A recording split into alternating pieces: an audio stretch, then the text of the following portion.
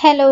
അപ്പോൾ ഇന്ന് നമ്മൾ കാണിക്കാൻ പോകുന്നത് ബ്രെഡ് വെച്ചിട്ടുള്ള ഒരു നല്ലൊരു റെസിപ്പിയാണ്. ബ്രെഡ് ബർഗർ എന്നാണ് ഞാനിതിന് പേരിട്ടേക്കുന്നത്. കുട്ടികൾക്കൊക്കെ വളരെയധികം ഇഷ്ടമാവുന്ന ഒരു നല്ലൊരു സ്നാക്കാണിത്. വളരെ എളുപ്പത്തിൽ വളരെ കുറഞ്ഞ ഇൻഗ്രീഡിയൻസ് കൊണ്ട് നമുക്ക് പെട്ടെന്ന് തന്നെ ഉണ്ടാക്കിയെടുക്കാം. ആദ്യം നമുക്കതിൻ്റെ ഫില്ലിംഗ് ഉണ്ടാക്കാം. അപ്പോൾ അതിന് വേണ്ടിയിട്ട് ചുവട് കട്ടിയുള്ളൊരു പാന് അടുപ്പത്തോട്ട് വെച്ചിട്ടുണ്ട്. ഇനി ഇതിലോട്ടേക്ക് കുറച്ച് ഓയിൽ ചേർത്ത് കൊടുക്കുക. ഒന്നുകിൽ ഓയിൽ ചേർക്കാം, അതല്ലെങ്കിൽ കുറച്ച് വെളിച്ചെണ്ണ എങ്ങാനും ചേർത്ത് കൊടുത്താൽ മതി. അപ്പോൾ നല്ല ടേസ്റ്റ് ഉണ്ടാവും, കുറച്ചും കൂടി അധികം ടേസ്റ്റ് ഉണ്ടാവും. അപ്പോൾ ഏകദേശം ഒരു 3 ടീസ്പൂൺ ഓയിലാണ് ഞാനിവിടെ ചേർത്തിട്ടുള്ളത്. ഓയിൽ നന്നായിട്ട് ചൂടായി വരുന്ന സമയത്ത് ചെറുതായിട്ട് കട്ട് ചെയ്ത് വെച്ചിരിക്കുന്ന സവാള ഇതിലോട്ടേക്ക് ചേർത്ത് കൊടുക്കാം. ഏകദേശം 1 കപ്പ് സവാളയാണ് എടുത്തിരിക്കുന്നത്. സവാള പെട്ടെന്ന് തന്നെ ഒന്ന് വെന്ത് കിട്ടാൻ വേണ്ടിയിട്ട്, ഒന്ന് വഴണ്ട് കിട്ടാൻ വേണ്ടിയിട്ട് നമുക്ക് ഉപ്പ് നേരത്തെ തന്നെ ചേർത്ത് കൊടുക്കാം. അപ്പോൾ ആവശ്യത്തിന് ഉപ്പും കൂടെ ചേർത്തതിന് ശേഷം ഇതൊന്ന് നന്നായിട്ടൊന്ന് നമുക്ക് വഴറ്റിയെടുക്കാവുന്നതാണ്.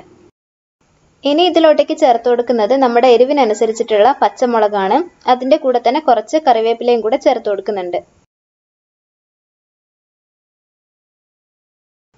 ഇനി ഇതിലോട്ടേക്ക് ചേർക്കുന്നത് കുറച്ച് ഇഞ്ചിയും വെളുത്തുള്ളിയും കൂടെ ചതച്ചതാണ്. ഏകദേശം ഒരു 1/2 ടീസ്പൂണാണ് രണ്ടും കൂടെ എടുത്തിട്ടുള്ളത്. അതും കൂടെ ചേർത്ത് കൊടുത്തതിന് ശേഷം ഒന്നും കൂടെ നമുക്ക് നന്നായിട്ടൊന്നത് വഴറ്റിയെടുക്കാം.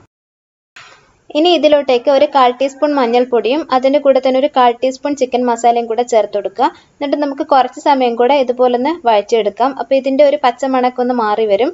അതിനുശേഷം നമുക്ക് ഇതിലോട്ടേക്ക് കുറച്ച് വെള്ളവും കൂടെ ചേർത്തിട്ട് ആ വെള്ളം ഒന്ന് വറ്റിപ്പോകുന്നത് വരെ ഇതൊന്നും കൂടെ കുക്ക് ചെയ്തെടുക്കാം. അപ്പോൾ കുറച്ച് സമയം കഴിയുമ്പോൾ നമ്മുടെ ഈ പച്ചക്കറിയൊക്കെ നന്നായിട്ട് സോഫ്റ്റ് ആയിട്ട് വന്നിട്ടുണ്ടാവും. അപ്പോൾ നമ്മുടെ മസാല റെഡി ആയിട്ടുണ്ട്. ഇനി നമുക്കിതിൻ്റെ ഫ്ലെയിം ഓഫ് ചെയ്യാവുന്നതാണ്. അപ്പോൾ നമ്മുടെ ഫില്ലിംഗ് ഇവിടെ റെഡിയായി. ഇനി ഇതിൻ്റെ ഫ്ലെയിം ഓഫ് ചെയ്യാം. ഇനി ഞാൻ ചെയ്തിരിക്കുന്നതെന്ന് വെച്ച് കഴിഞ്ഞാൽ കുറച്ച് ബ്രെഡ് എടുത്തിട്ടുണ്ട്. ഇവിടെ ഇപ്പോൾ വൈറ്റ് ബ്രെഡാണ് എടുത്തിട്ടുള്ളത്. ഒരു 10 എണ്ണം എടുത്തിട്ടുണ്ട്. നമ്മുടെ മസാല നമ്മൾ അത്രയല്ലേ ഉണ്ടാക്കിയിട്ടുള്ളൂ. അപ്പോൾ ഒരു 10 ബ്രെഡ് എടുത്തിട്ടുണ്ട്. ഇനി നമുക്ക് ഇതൊന്ന് റൗണ്ടായിട്ട് കട്ട് ചെയ്തെടുക്കണം. അപ്പോൾ കട്ട് ചെയ്തെടുക്കാൻ വേണ്ടിയിട്ട് ഞാനിവിടെ ഇതുപോലത്തെ ഒരു സ്റ്റീലിൻ്റെ ഗ്ലാസ് ആണ് എടുത്തിരിക്കുന്നത്. അപ്പോൾ ഇതിങ്ങനെ സ്റ്റീലിൻ്റെ ഗ്ലാസ് ഈ ബ്രെഡിൻ്റെ മുകളിൽ വെച്ചിട്ട് ഇങ്ങനെ പ്രസ് ചെയ്യുന്ന സമയത്ത് നമുക്ക് ഇതുപോലെ റൗണ്ട് ഷേപ്പായിട്ട് കിട്ടും. ഇതുപോലെ എല്ലാ ബ്രെഡും കൂടെ ഒന്ന് ചെയ്തെടുക്കുക.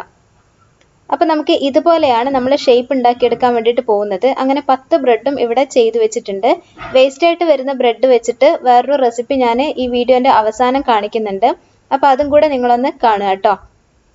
ഇനി നമ്മൾ കുറച്ച് പശ ഉണ്ടാക്കണം. അതായത് നമ്മൾ മൈദ ഉണ്ടല്ലോ, അത് വെച്ചിട്ട് നമുക്കൊന്ന് മൈദപ്പശ ഉണ്ടാക്കാനുണ്ട്. അപ്പം ഞാനിവിടെ ഒരു 3 ടീസ്പൂണാണ് മൈദ എടുത്തിട്ടുള്ളത്. പക്ഷെ അത്രയൊന്നും ആവശ്യം ഉണ്ടായിട്ടില്ല.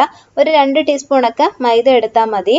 ഇനി ഇതിലോട്ടേക്ക് കുറച്ച് വെള്ളം ചേർത്ത് കൊടുക്കുക. അപ്പോൾ ആദ്യം തന്നെ കുറേ വെള്ളം ചേർക്കരുത് കേട്ടോ, കാരണം ഇത് വല്ലാണ്ടെങ്കിൽ ലൂസായി പോകുമല്ലോ. അപ്പം നമ്മൾ വിചാരിച്ച പോലെ ഒരു പശയായിട്ട് നമുക്ക് ചിലപ്പോൾ കിട്ടൂല. അപ്പോൾ അതുകൊണ്ട് ആദ്യം കുറച്ച് വെള്ളം ചേർത്തിട്ട് ഇതൊന്ന് നന്നായിട്ട് മിക്സ് ചെയ്തെടുക്കുക. അതിനുശേഷം വീണ്ടും ആവശ്യമുണ്ടെങ്കിൽ കുറച്ചും കൂടെ വെള്ളം ചേർത്ത് കൊടുക്കുക. എന്നിട്ട് ഒന്നും കൂടെ നന്നായിട്ട് മിക്സ് ചെയ്തെടുക്കുക. കട്ടകളില്ലാണ്ട് നന്നായിട്ട് നല്ല സ്മൂത്ത് ആയിട്ടുള്ള പോലെ ഇതുപോലെ നമുക്കൊന്ന് മിക്സ് ചെയ്തെടുത്തു കഴിഞ്ഞാൽ നമ്മുടെ പശ ഇവിടെ റെഡി ആയിട്ടുണ്ട്. ഇനി വേറൊരു പാത്രം എടുത്തിട്ട് നമുക്ക് അതിലോട്ടേക്ക് ഒരു 2 മുട്ടയാണ് ഞാൻ പൊട്ടിച്ചൊഴിച്ചു കൊടുക്കുന്നത്. ഇതിപ്പോൾ ഞാൻ 10 ബ്രെഡിന് കണക്കായിട്ടാണ് 2 മുട്ട എടുത്തിട്ടുള്ളത്. നിങ്ങൾക്ക് ആവശ്യമുണ്ടെങ്കിൽ, അതായത് ബ്രെഡ് കൂടുതൽ എടുക്കുന്നുണ്ടെങ്കിൽ മുട്ടയും അതേപോലെ തന്നെ ആവശ്യമായിട്ട് വരും. ഞാനിവിടെ 2 മുട്ട മാത്രമേ എടുക്കുന്നുള്ളൂ. അപ്പോൾ മുട്ട ഇതുപോലെ പൊട്ടിച്ചൊരു പാത്രത്തിലോട്ടേക്ക് ഒഴിച്ചു കൊടുത്തിട്ടുണ്ട്. ഇനി അതിലോട്ടേക്ക് ഒരു നുള്ളു ഉപ്പ് മാത്രം ചേർത്ത് കൊടുക്കുക. കുറേ ചേർക്കരുത്, വല്ലാണ്ട് ഉപ്പിച്ചു പോവും. ഒരു നുള്ളു ഉപ്പ് മാത്രം ചേർത്ത് കൊടുത്തതിന് ശേഷം ഇതുപോലെ നന്നായിട്ടൊന്ന് ബീറ്റ് ചെയ്തെടുക്കുക. എന്നിട്ട് നന്നായിട്ടൊന്ന് നമ്മൾ ബീറ്റ് ചെയ്ത് ഇതുപോലെ മുട്ട ബീറ്റ് ചെയ്തിട്ട് വെക്കുക.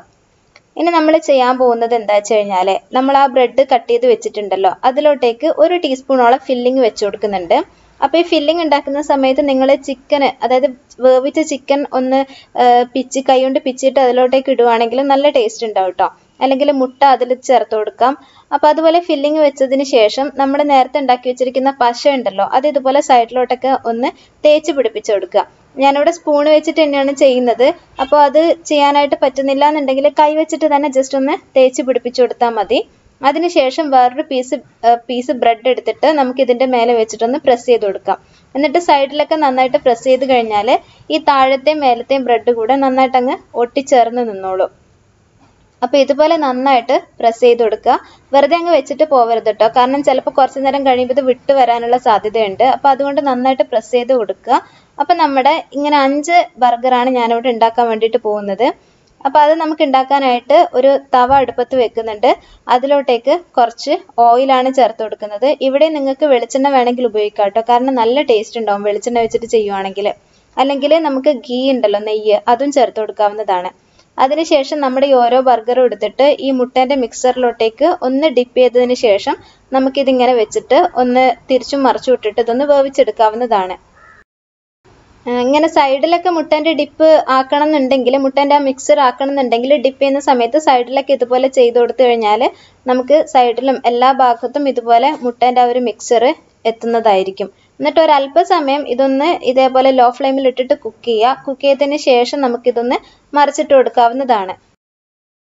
ഇത് വളരെ എളുപ്പത്തിൽ തന്നെ നമുക്ക് ഒരു ജോലി കഴിയുന്ന ഒരു സ്നാക്കാണ്. വളരെ പെട്ടെന്ന് തന്നെ ഉണ്ടാക്കിയെടുക്കാൻ പറ്റും. ഈ വൈറ്റ് ബ്രെഡിൻ്റെ സ്ഥാനത്ത് നിങ്ങൾക്ക് വേണമെന്നുണ്ടെങ്കിൽ ബ്രൗൺ ബ്രെഡ് ഉണ്ടല്ലോ, അതെടുത്താൽ മതി. അതെടുക്കുമ്പോൾ കുറച്ചും കൂടെ ഹെൽത്തി ആയിരിക്കും. കാരണം വൈറ്റ് ബ്രെഡ് അധികം ഹെൽത്തി ആയിട്ടുള്ളൊരു ഐറ്റം അല്ല. അപ്പോൾ ഇതുപോലെ രണ്ട് സൈഡും കൂടെ നമുക്ക് എല്ലാ ബ്രെഡും ഇതുപോലെ മറിച്ചിട്ട് കൊടുക്കുക.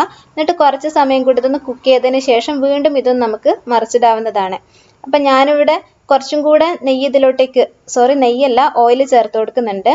അപ്പം ഒന്നും കൂടെ ഞാനിതൊന്ന് വേവിച്ചതിന് ശേഷം ഇത് മറിച്ചിട്ട് കൊടുക്കുകയാണ്. ലോ ഫ്ലെയിമിൽ തന്നെ വെച്ചിട്ട് ചെയ്യണം, അല്ലെങ്കിൽ ഇതുപോലെ ചെറുതായിട്ടൊന്ന് കരിഞ്ഞു പോകാനുള്ള സാധ്യതയുണ്ട്. അപ്പോൾ പെട്ടെന്ന് തന്നെ ഒന്ന് മറിച്ചിട്ട് കൊടുക്കുക. പെട്ടെന്ന് തന്നെ കുക്കായിട്ട് വരും കേട്ടോ. അധികം സമയം വെയിറ്റ് ചെയ്യേണ്ട ആവശ്യമൊന്നുമില്ല. അപ്പം ഞാൻ പറഞ്ഞു വന്നത് എന്താണെന്ന് വെച്ച് കഴിഞ്ഞാൽ കുഞ്ഞുങ്ങൾക്കൊക്കെ വളരെയധികം ഇഷ്ടമാവും. അവരെന്തായാലും കഴിക്കുകയും ചെയ്യും. കാരണം മുട്ട വരുന്നുണ്ട്. പിന്നെ അതുപോലെ തന്നെ ബ്രൗൺ ബ്രെഡ് ആണെങ്കിൽ കുറച്ചും കൂടെ ഹെൽത്തിയാണ്. പിന്നെ ഇതിൻ്റെ ഫില്ലിംഗ് ആയിട്ട് നിങ്ങൾക്ക് ചിക്കനൊക്കെ ഫില്ല് ചെയ്ത് കൊടുക്കുവാൻ പറ്റുവാണെങ്കിലും അതും കൂടെ നല്ല ടേസ്റ്റ് ഉണ്ടാവും കഴിക്കാനായിട്ട്. അപ്പോൾ അവരെ കൊണ്ട് തീറ്റിക്കാനായിട്ട് പറ്റിയിട്ടുള്ള ഒരു അടവാണിത്. അപ്പം കുഞ്ഞുങ്ങൾക്ക് തീർച്ചയായിട്ടും ഒന്ന് ഉണ്ടാക്കി കൊടുക്കുക കേട്ടോ. പിന്നെ ഓയിലിന് പകരം നിങ്ങൾ നെയ്യ് തന്നെ ഉപയോഗിച്ചോളൂ. അപ്പം നെയ്യാകുമ്പോൾ കുറച്ചും കൂടെ ഹെൽത്തിയാണ്. അപ്പം നമ്മുടെ ബ്രെഡ് ബർഗർ ഇവിടെ റെഡി ആയിട്ടുണ്ട്. അപ്പം ഇതാണ് നമ്മുടെ ഫൈനൽ ഔട്ട്പുട്ട്. അപ്പോൾ ഇതിങ്ങനെ ഒന്ന് ഓപ്പൺ ചെയ്തിട്ട് ഞാൻ കാണിച്ചു തരാം. കണ്ടില്ലേ, ഇതിൻ്റെ ഉള്ളിൽ ഫില്ലിങ് വെച്ച് കൊടുത്തിട്ടുണ്ട്. ഇത് കഴിക്കാനായിട്ട് നല്ല ടേസ്റ്റാണ്. ചായ കൂട്ടാനായിട്ടും നമുക്ക് സ്നാക്കായിട്ടോ അല്ലെങ്കിൽ ഇടത്തരത്തിലുള്ള സ്നാക്കായിട്ടൊക്കെ ഉപയോഗിക്കാം. ഇനി ഞാൻ കാണിക്കാൻ പോകുന്നത് നമ്മൾ ബാക്കി വന്നിട്ടുള്ള ബ്രെഡിൻ്റെ ആ ഒരു എഡ്ജസ് ഉണ്ടല്ലോ, ആ ഒരു വക്ക്, അപ്പോൾ അത് വെച്ചിട്ട് എന്ത് ചെയ്യാം എന്നുള്ളത്. കാരണം എല്ലാവരും വിചാരിക്കും അത് നമ്മൾ വേസ്റ്റായിട്ട് കളയേണ്ടി വരില്ലേ എന്നുള്ളത്. കളയേണ്ട ആവശ്യമില്ല. ഇതുപോലെ നമുക്കിതൊന്ന് ക്രഷ് ചെയ്തിട്ട് ബ്രെഡിൻ്റെ ക്രംസ് ഉണ്ടാക്കി കൊണ്ടുവരാം. ബ്രെഡ് പൊടിച്ചൊന്ന് കൊണ്ടുവരിക. അതിനുശേഷം ഞാൻ സെയിം പാനിൽ തന്നെ കുറച്ച് ഓയിൽ ഒഴിച്ചു കൊടുക്കുന്നുണ്ട്.